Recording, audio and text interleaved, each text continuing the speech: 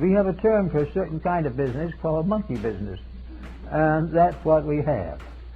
We have not even the wisdom of the anthropoid ape or the Pithecanthropus erectus.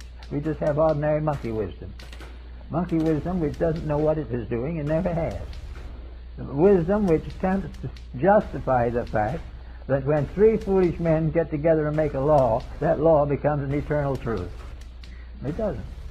If everyone on earth voted for the same thing, and that thing was wrong, it would still be an untrue vote, and it would still be an imaginary solution. Things have to fulfill themselves. The deity that rules all things is infinite wisdom and infinite love. Infinite wisdom shows the way, and infinite love shows the patience of the infinite in its constant relationship with its own creation. There is no intention on nature, part of nature, to be cruel. There is no intention or need for nature to cast great monuments of fire into space.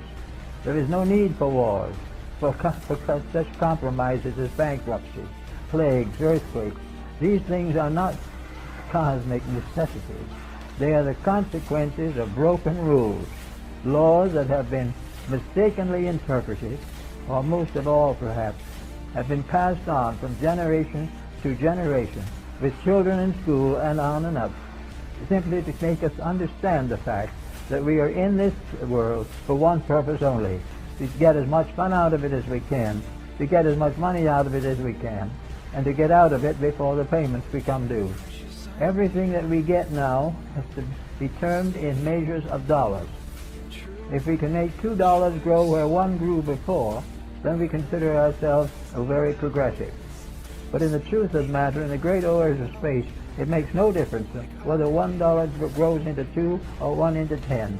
The whole pattern is one of integrity, and whatever name we call it, anything that breaks those integrities is in serious trouble. And so are we, as long as we continue to break them. So all this shows the way a thing is going. And it also shows why, at this particular moment, each individual has a job on his hands. He's got to convert himself to the kind of world he lives in, know why he's in it, and know how to get out of it. Now, getting out of this world doesn't mean suicide. It doesn't mean becoming a hopeless addict to various drugs or bad habits. It means a solution. We are in a mess. We are definitely voting for a mess whenever a vote comes up. Whenever we buy something, we are buying a mess. Whenever we plan a career, we're planning to fit into the mess. And our retirement is what we hope to be, will be a retirement out of the mess, but actually into private or public facilities which will charge us thoroughly to take care of our closing years. That is why in the old days, wisdom was separated widely from wealth. In Greece and Egypt and India and those ancient countries, wealth was not a distinction. Some were born wealthy, and some gained it, and some won it by war, but it was not essentially an achievement.